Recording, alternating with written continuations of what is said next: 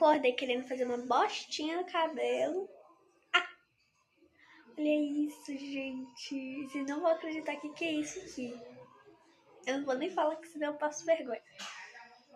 A gente tá meio duro. Já passei hidratante, gente, no meu cabelo. Faz 2 dias que eu não lavo. Por isso que eu tô estragando. Aqui, tomara que isso aqui saia, mas não saia meu cabelo junto, né? E, gente, parece que tá muito branco, né? Mas não tá. Eu tô pensando, gente, em passar sombra do nada. Meu Deus, tá tudo molhado. Eu não tô suada, mas tá tudo molhado aqui. Não sei porquê.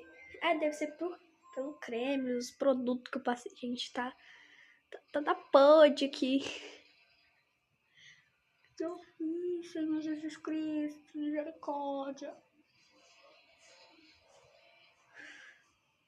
E é isso.